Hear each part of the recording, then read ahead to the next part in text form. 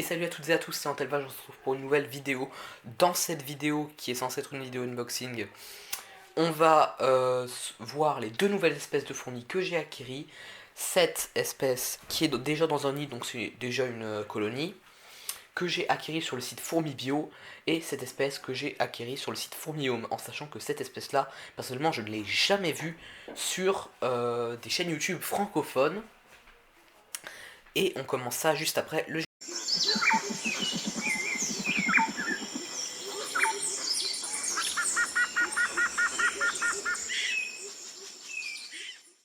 Alors, pour cette première espèce qui est en nid, il s'agit d'une colonie de Messor structor. Alors, à la base, c'était censé être une colonie polygyne à deux reines. Je vous avais déjà dit que je comptais acquérir cette espèce. Et bien, malheureusement, après que j'ai reçu cette colonie, en seulement un jour plus tard, l'une des reines a été tuée par les ouvrières. Je ne sais vraiment pas comment c'est possible, comment ça s'est passé et pourquoi. Je me retrouve donc avec une colonie monogyne. La reine est un petit peu difficile à trouver dans le tas de fourmis. Je vais vous l'entourer au montage pour que vous puissiez la voir. C'est chez cette espèce, la reine ressemble beaucoup au major au niveau de la taille. Alors on peut voir que j'ai quand même pas mal de médias et de petits majors, mais c'est normal chez cette espèce. Contrairement à d'autres messors comme Messor barbarus, les majors arrivent relativement vite. Alors, tout espoir n'est pas perdu d'avoir un jour une colonie polygyne de Messor structor, tout simplement parce que cette espèce peut faire des essaimages intranidaux comme Myrmica rubra.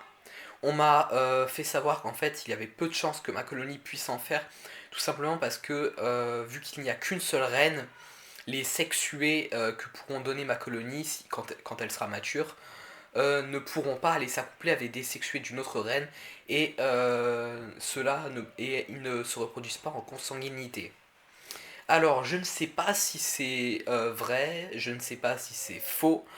Tout ce que je sais, c'est que je vais tenter ma chance et espérer que je puisse un jour transformer cette colonie monogyne en colonie polygyne. Alors, cette colonie contient, je crois, environ une trentaine d'ouvrières et est reliée par un tube de raccord à cette aire de chasse.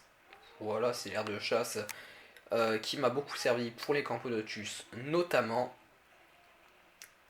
Et maintenant, on va passer à la dernière espèce. Et voici la deuxième espèce que j'ai commandée sur le site Fourmihome. Il s'agit d'une Prenolepsis nitens. Alors, je l'ai reçue, il y avait du sable dans le tube, je ne sais pas pourquoi. Je ne sais pas si c'est normal. Si vous connaissez un peu cette espèce, dites-le moi en commentaire. Alors, je n'ai jamais vu cette espèce sur des chaînes YouTube francophones. Je ne sais même pas si certains en ont déjà élevé. Si c'est le cas, bah, dites-le moi aussi en commentaire. Si vous avez des conseils à me donner, eh bien, je suis preneur.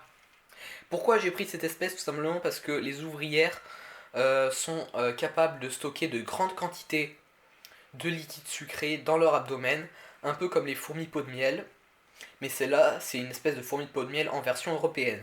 Si cette fourmi, on ne peut pas la trouver en France, je ne la considérerais pas personnellement comme une espèce exotique, car on la trouve dans d'autres pays voisins, comme l'Allemagne, l'Italie, et on la trouve aussi du côté de la Grèce.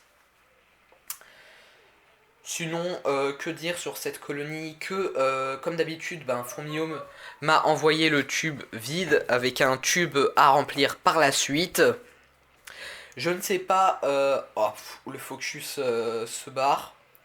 Sinon, je ne sais pas si il faudrait que je la déménage dans un tube humide. J'ai un peu peur de la stresser. Je crois avoir vu quelques œufs. Dites-moi en commentaire si vous pensez que je dois la mettre dans un tube plus humide. Voilà, cette vidéo touche donc à sa fin. N'hésitez pas à me mettre en commentaire si vous avez des infos sur la Prenolepsis nitens ou sur les essaimages intranidaux chez les Messor structor. Sinon, eh bien, je vous dis que si la vidéo vous a plu, vous pouvez toujours la liker, la partager, vous abonner à la chaîne pour me soutenir, en n'oubliant pas d'activer la cloche des notifications pour ne rien rater quand je sors des vidéos sur les fourmis. Et sinon, je vous dis ciao et à une prochaine vidéo.